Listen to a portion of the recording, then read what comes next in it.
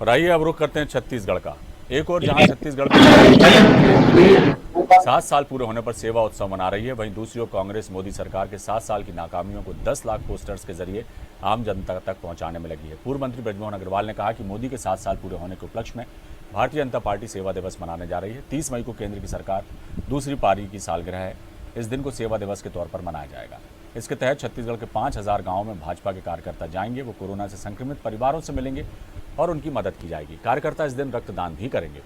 गाँव में जाकर लोगों को वैक्सीनेशन के लिए जागरूक किया जाएगा। वहीं कांग्रेस के राष्ट्रीय सचिव विकास उपाध्याय ने आज रायपुर में अपने निवास पर एक प्रेस कॉन्फ्रेंस की और देश का वोटर मोदी सरकार से हिसाब मांगे जवाब दो के नाम पर पोस्टर जारी किया है। देश का असली टूल किट यही है, भाजपा के नेताओं में दम है तो इन सवालों का जवाब दे। इन 7 वर्षों में प्रधानमंत्री नरेंद्र मोदी और उनकी टीम ने एक सुनियोजित तरीके से सोशल मीडिया के जरिए अपनी खुद की एक छवि गढ़ी और आज उसी सोशल मीडिया पर उस बनावटी छवि को ध्वस्त होता देश देख रहा है।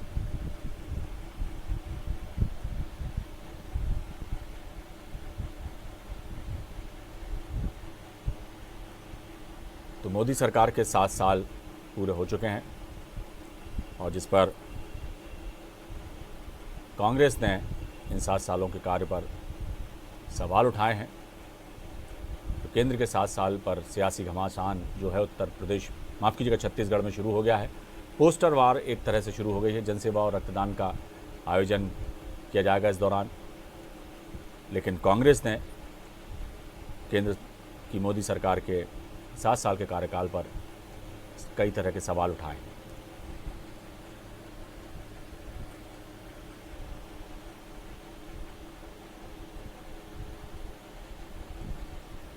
और इस खबर पर हम सीधे चलेंगे। हमारे स्टेट हेड छत्तीसगढ़ के नितिन चौबे हमारे साथ जुड़े हुए हैं। नितिन जी, आप मोदी सरकार के 7 साल पर जो है छत्तीसगढ़ में सियासत देखी जा रही है, क्या कहेंगे? जी अविनाश जी, आपको बताना चाहूंगा, जहां 30 तारीख को प्रधानमंत्री नरेंद्र मोदी अपने 7 साल पूरे करने जा रहे हैं, उसको भाजपा पूरे छत्तीसगढ़ प्रदेश में सेवा का दिवस के रूप में मनाने जा रही है। और आज से ही भाजपा ने अपना रक्तदान शिविर युवा मोर्चा ने शुरू कर दिया, जो श्रीचंद सुंदरानी ने आज उसका उद्घाटन किया। और यही बताएंगे कि पूर्व मंत्री बृजमोहन अग्रवाल ने इस बात की जानकारी देते हुए कहा कि पूरे कोरोना काल में भाजपा के, वो चाहे संगठन मंत्री हो, संगठन के कार्यकर्ता हो, मंडल अध्यक्ष हो, मंडल के कार्यकर्ता, समस्त पदाधिकारी पूरे जोश और खरोश से कोरोना काल में लोगों की सेवा करते आ रहे थे। और इस उपलक्ष्य में भी वो अत्यधिक 5,000 गांवों में, छत्तीसगढ़ के 5,000 गांवों में जाकर लोगों को वैक्सीन के प्रति जागरूक करेंगे, उनको सैनिटाइजर बांटेंगे और वैक्सीनेशन के लिए के साथ साथ एक दीनदयाल रसोई योजना, जिसके तहत वो सूखा राशन भी वितरित करेंगे अभी कोरोना काल में जिन जिन गाँव में लॉकडाउन है या रोजी रोजगार को लेकर जो परेशान है। इन तैयारियों के चलते उन्होंने कटाक्ष भी सत्ताधारी कांग्रेस पार्टी पे कर डाला कि जहां संगठन के भाजपा कार्यकर्ता गांव-गांव में सेवा कर रहे हैं, वहीं कांग्रेस के जो नेता हैं या कार्यकर्ता हैं वो घर में सो रहे हैं। केवल अखबारों और मीडिया के जरिए वो सामने आकर अपने बयानबाजी करते हैं, लेकिन पब्लिक से क्या सरोकार है उनको नहीं है।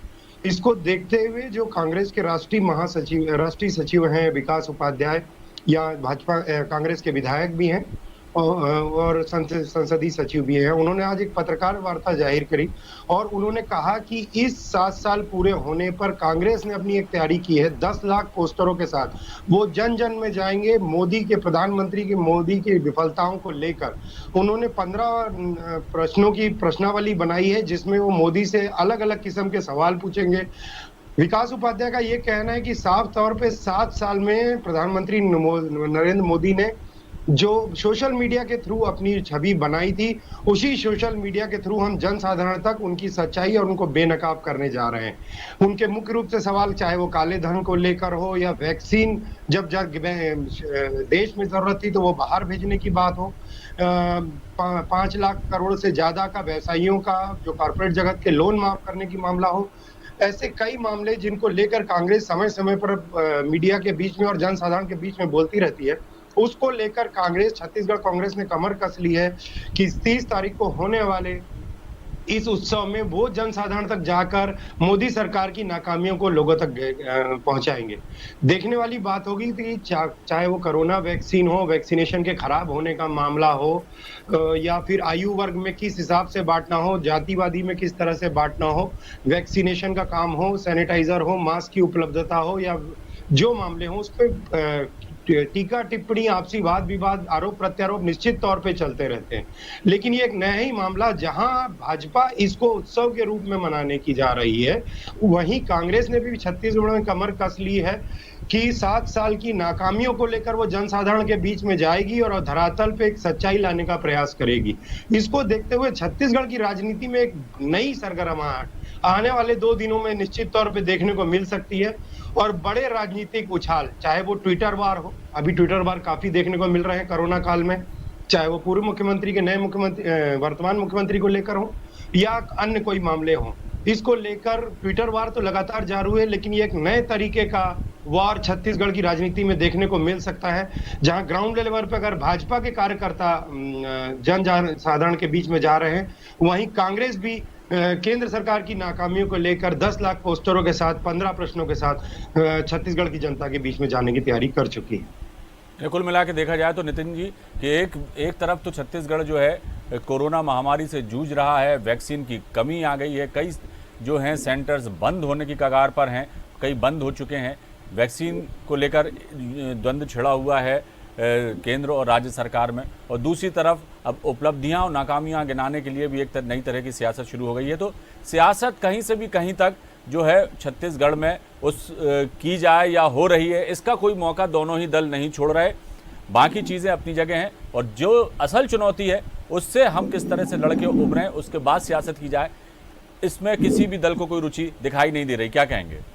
जी, निश्चित तौर पे ये बोला जाएगा कि जो जिस तरह से कोरोना संकट है, हालांकि संक्रमण दर कम हुई है सरकार के अनुसार, लेकिन उसके बावजूद भी थर्ड स्ट्रेन हो या ब्लैक फंगस हो, इसको लेकर बना हुआ है मामला पशुपस में। और जैसा कि अभी आप जिक्र कर रहे थे, निश्चित तौर पे जो 18 से 44 वर्ष की आयु का जो आज टीकाकरण है, वो बंद होने की कगार पे आ गया है, या लगभग बंद ही हो चुका है।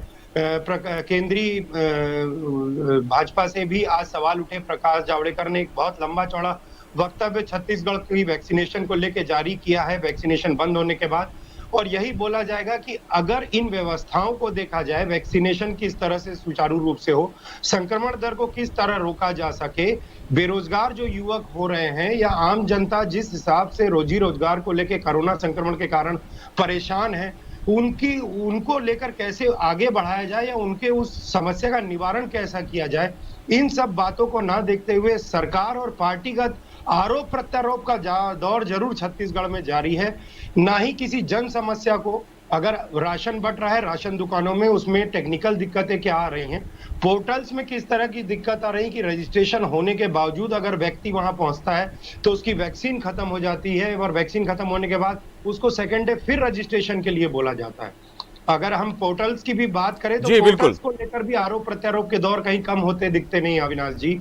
जहां एक और टीकाकरण में लेकर प्रधानमंत्री जो उसका सर्टिफिकेट निकलता है, प्रधानमंत्री नरेंद्र मोदी की फोटो आती है, और सीजी टीका करके जो ऐप निकली है छत्तीसगढ़ गवर्नमेंट की 18 से 45 वर्ष की आयु की, उसमें चूंकि राज्य सरकार उसका खर्चा वहन कर रही है, तो निश्चित तौर पर यह बोला जा रहा है कि कहीं ना कहीं फोटो के लिए भी राजनीति हो रही है।